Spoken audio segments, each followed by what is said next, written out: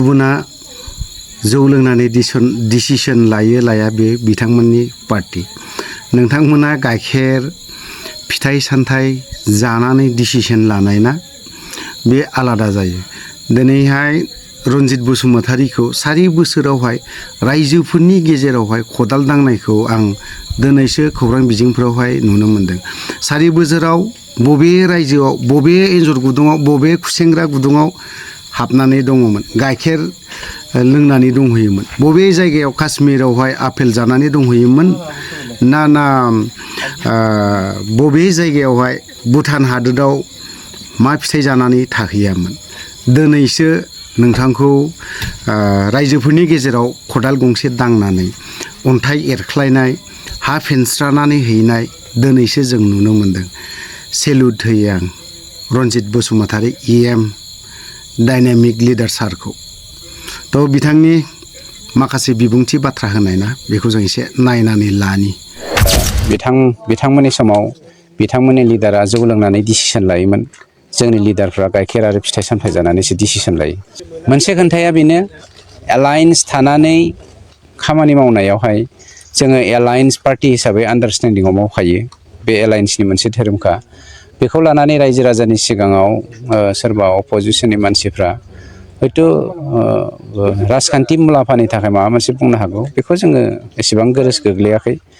जोङो जा खामानि मावदों, नोंथाङा साननानै नाय, बे बोसोरब्रैयाव जोङो 1200 किल'मिटार ब्लेक टपिं मावबाय।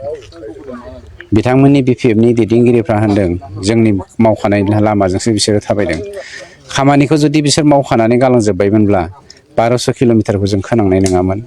आरो दिनै जे जों आखाइनि हाबाफारिखौ लादों, बे आखाइनि हाबाफारिखौबो जोङो लानो गोनां बाध्य जायामोन। गतिके बे आखाइनि हाबाफारिया 40टा समस्तियाव जाजोबलांगोन। जोंहा फोथायनाय दं जोंनि सरकारनि दिनाव। बेनि अनगायैबो हा-हुनि जेंना, 2,20,000 न'खरनो जोङो हा-हुनि जेंनाखौ फोजोबनो हाबाय। 2,20,000 15 बोसोराव हाग्रामा बिथाङा मात्र 17 बोसोराव मात्र 15,000 न'खरनोल' हानि जेंनाखौ सुफुंनो हादोंमोन।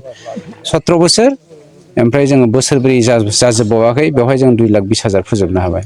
गतिके जोंनि आरो बिथांमोननि मावनायनि गेजेराव बिराद फारागथि दङ। बिथांमोननि समाव बिथांमोननि लिडारा जौ लोंनानै डिसिसन लायोमोन।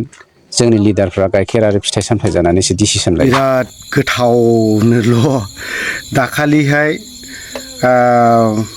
बे फाइलाला टफिखौ गाननानै खामानि मावहैदोंमोन। एबारावहाय माने टफि गानासैलाय, सान्दुङा एसे गोराना दाखालि। दिनैहायबा मा जुसखौ लोंनानै थान्दानो खामानि मावहैखोथाय जोंना रनजित बसुमतारी EM सारा। दाखालि भुटानावहाय हयथ'बा गरमनि थाखाय अरेन्ज जुस लोंहैदोंमोनदां। अर्गेनिक फुरा मोनोमोन नालाय भुटानाव। ओमफ्राय सिक्किमनि बायदि रोखोम फिथाइ सामथाइ जाहैदोंमोन। काश्मीरनि आपेल आंगुर जानानै बिथांमोना दासो गोजोननो एन्जर गुदुंनिफ्राय ओंखारबोदों आरोखि रायजो राजानि मोखाङावहाय। दिनैहाय रायजो राजाखौ हाजारखि नोंथाङा थाफानानै खदाल मोनसे लाफ्लानानै बालाहा एरसारनानै हो, बा माबा मोनसे बन थसे रोगाफानानै हो, रायजो राजाया नोंखौ बुजिनो सिनायनो बाखि गैया। 2025आव अफ्रिया नोंनि उल्थायै, नोंनि हेंथायै निर्दलिया हिसाबैब्लाबो गेलेगोन। जेननाय देरहानाया थायो। रनजित बसुमतारी सार, गाज्रि मोननांगौ दरखार गैया। एबाराव टक्करा नोंजोंसो आं होगोन। आं जाखिनि भट मोनो, गांसे भट मोनबाबो नोंनि भटखौ आं बोखागोन आङो 2025आव।